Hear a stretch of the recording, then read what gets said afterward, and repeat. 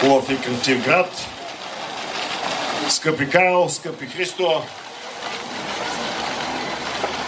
скъпа Роси ще кажа, защото няма друг председател на събрание, който цял ден да е отишъл някъде, да е бил с нас, не цял ден, от снощ. Нали? Това е знак на уважение и на отношение, така че за нас вече си скъпа Роси. Скъпи приятели от повига на мира. Скъпи мои съграждани, днеска съм щастлив, че толкова много хора сме се събрали тук, защото това е наистина исторически момент за нашия град. Може би не си даваме ясна сметка за две неща. Първо, за да се случи този проект, който е само първата част от големия проект, защото ние ще продължим живот и здраве и следващите години назад ще стане една още по-голяма и красива градина.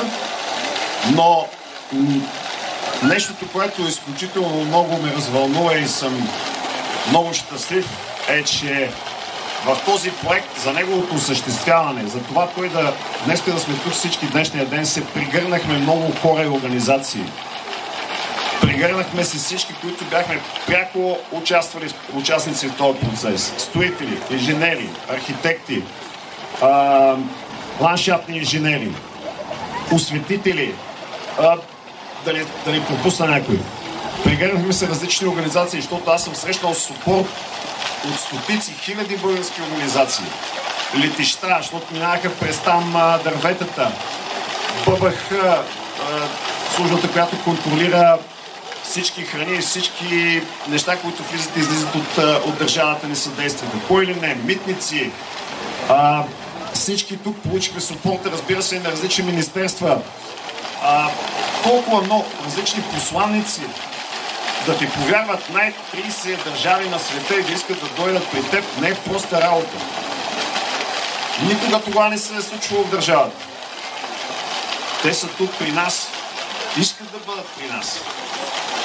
И тази градина, след всяка година, ще става все по-красива и по-красива. И което е по-важно, тя ще остане тук и след 50 и след 100 години. И ние ще имаме честта да сме първите, които сме дали старт и да разказваме тия по-малките деца след години, ще разказват на тяхните деца и внуци, че са били тук на този ден, в който е стартирала тази градина, която със сигурност ще се окаже една от визитните картички на нашия град за бъдеще. И тук е момента сега да благодаря и на още двама човека, които няма нужда от представяне. Както се казваше в една реклама, две легенди и аз. Първо на Христо. Христо е уникален човек. Той колко е направил за това България да има самочувствие и колко е направил за популяризирането на нашата държава, според мен не са направили столетия всички политици, представители и така нататък. Той е визитната картичка на нашата държава в чужбина. Това е факт. В целия свят, не в Европа. Да идеш в Индонезия, в най-затънканото село, като кажеш България, ще кажат Христо Стоичков. Затова съм щастлив, че той ни повярва.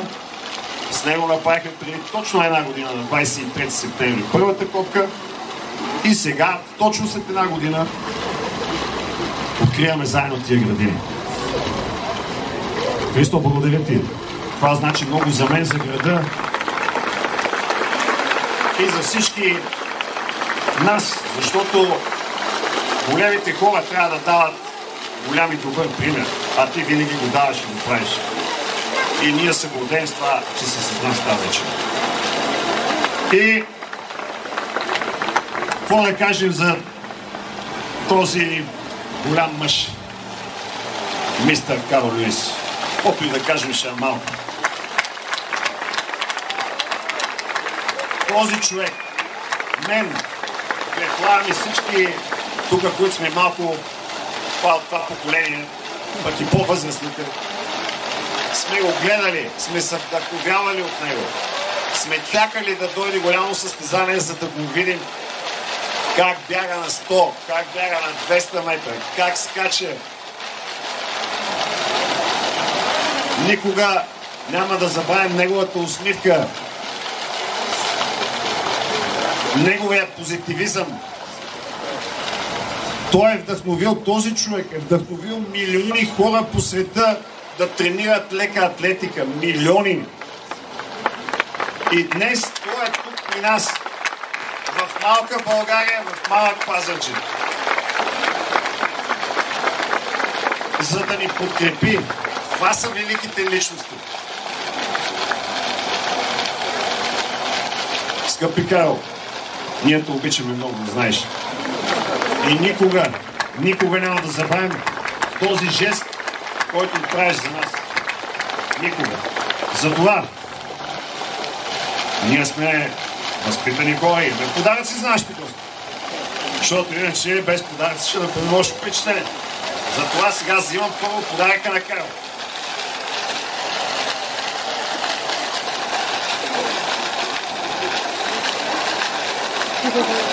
Бая подарък.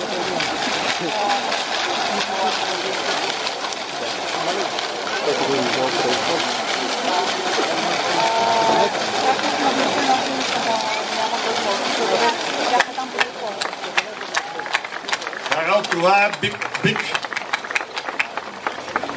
big present.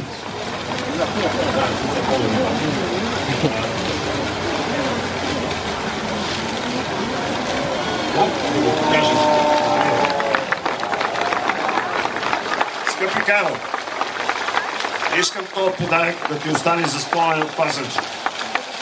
Това са... Заповядай ли беше? Това са олимпийските кръгове под формата на български рози, които са направени по една специална технология. Това са истински розови топки, които са потопени в злато, 24 каратово, и които правят тези олимпийски кръгове. И интересното е, че те са точно 61 на брой, годината, в която ти си се родили.